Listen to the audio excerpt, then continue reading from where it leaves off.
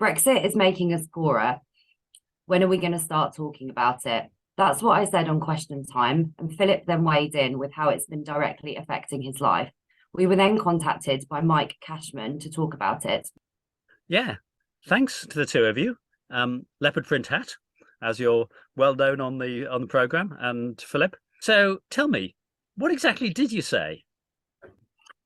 So Victoria Atkins, the Financial Secretary to the Treasury, was answering a question about austerity and the economy. And I don't know about everyone else, but I'm really, really fed up of hearing all this talk about the economy and no mention of Brexit.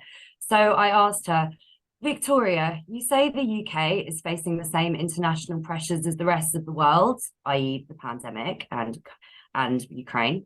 Brexit has decreased our trade with the EU by 16% and made London a smaller financial capital than Paris. When are we going to start talking about rejoining the single market? And then after that, Philip also stuck his hand up and chipped in with how it's directly affecting his life.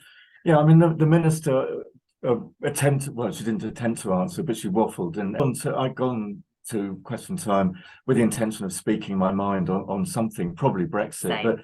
But I think it was just a 6 years thing. It's 6 years ago, so it's gone. It's gone. We don't need to worry about it anymore. We've moved on. Let's talk about something else. But it's affecting businesses like mine. It's affecting lots and lots of, particularly small businesses, who find it much more difficult than big businesses to cope with the new bureaucracy and new regulations. And it's frankly irrelevant that it was 6 years ago. I mean, we're starting to feel the effects of it now. Like how it's just completely irrelevant. Like it was just such a substandard response. It didn't address any of our concerns, any of our questions. It doesn't even make sense what they were saying. Like, I listened to, she's the Financial Secretary for the Treasury, and I start thinking, like, do you even understand economics? Like, And what happened then? What happened then on the programme after the two of you had spoken? Huge applause, number one, absolute loads of applause. Majority. Definitely the majority. And also those that weren't applauding, no one spoke out in favour of what the minister was saying. And then it's so interesting. Fiona Bruce said, well, look, two of you brought up the subject of Brexit, and we'll part that, but we'll come back to it. And this seemed like a different sort of attitude, editorial attitude from the BBC. Because obviously they weren't planning even to have that question about Brexit, but because of the feeling in the room, they did it. And I think ever since then, I mean, it's just kind of exploded. It is the first time that I've seen that two audience members have managed to, in effect, establish additional question to be answered that wasn't on their list. Can I just say, Fiona Bruce then came back to me and I forget the exact sequence, but she said, okay, so what's your name? What's your business? And how's it affecting you? And she gave me the chance to say that more red tape, more bureaucracy, more delays, more costs. And this is our biggest trading partner by far. Almost 50% of our trade is done with the EU 27 across the channel. You put a human face to an issue that has just been spoken about, like, by politicians, by political commentators, by people in the media, but it's having a real impact on people's lives. I mean, watch what Philip says on Question Time. It's really having an impact. And I just think that there is such a vacuum of people of getting it out there, how it's really affecting people. And I think that's partly why it went viral. Yes, because what has happened since then? Well, it went viral. I think the most reshared one that I've seen has almost 600,000 views on Twitter. And I mean, the very next day, Jeremy Hunt was giving a statement about it. And then the very next day after that, Rishi Sunak gave a statement about it. We had Brexiters on the news over the weekend getting grilled live on Sky. It just went insane. I was quoted by the Daily Express. I never thought that would happen. And neutrally, I mean, they weren't rubbishing us. I was the headline picture. Retweeted by Alistair Campbell, James O'Brien.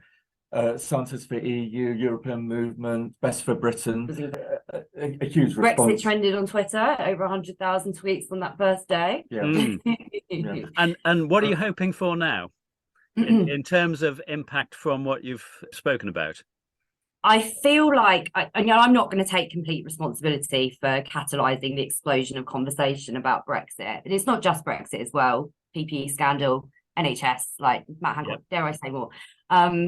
So what I'm personally hoping for is I think the floodgates have kind of opened now, and I'm going to be doing everything that I can to keep this conversation going. So I hope that people really have had enough. I hope people that can sense in the air that the things are changing, the tide is changing. And now is a really important time for people to speak up and to get more meaningfully involved in politics.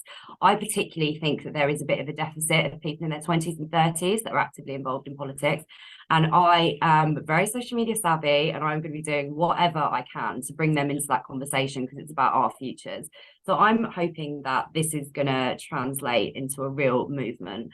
It's really exciting that younger people like yourself are getting involved. You know, I've been campaigning for 6 years before, during, and after the referendum, non-stop, and there is a real sense that there's change in the air. And yeah, a lot of us are getting older, but we need more young people on board, because I know that a lot of us are doing it for young people, because we want young people to have the same rights and privileges that we had as EU citizens. And it's our future. In the last 10 years or so, we've entered this really dangerous space where people are so turned off and disgusted by politics that they've switched off.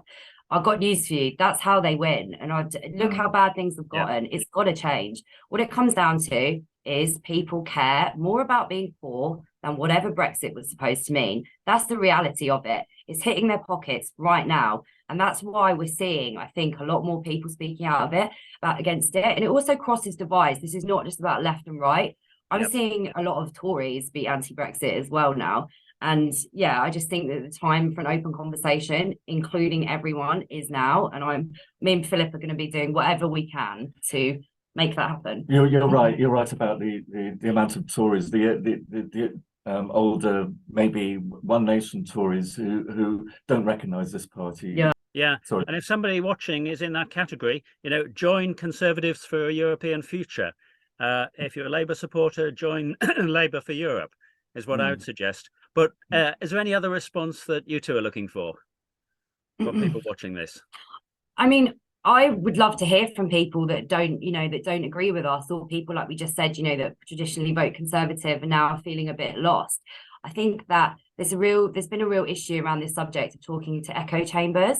And that's got to change, because the real people you need to be having a conversation with are the ones that don't totally agree with you. If you're feeling like Brexit hasn't worked out how you thought it was going to, and maybe you feel like you've been lied to and it's not what you imagined, please, we're on the same side. We want to hear from you just as much as we want to hear from people that are diehard Europhiles. So the other thing I just want to say is that it's not just about Brexit. This is a much bigger issue. It's about child poverty. 1 in 4 children in this country now is in poverty. That's crazy. It's about people dying prematurely from cancer on waiting lists. It's about ambulances. It's about nurses' pay. It's about the PPE scandal. It's about Matt Hancock going on I'm a Celeb. There is so many outrages. It is beyond the pale, and the time to do something about it and speak out about it is now. Thank you for speaking out about it passionately. How would you like people to contact you? You can find me on Twitter at Leopard Print Hat, or on Instagram at Leopard Print Hat with dots in between. And Philip? I'm involved with Suffolk for Europe. Please join us. You'll find us online, and I urge everybody to join the European movement nationally, because that's our big national voice to promote closer ties with the European Union. Okay. I'm joining. European movement on all. I think there's a youth branch. I'm not sure. There is a young European movement. I think we can put details on the screen.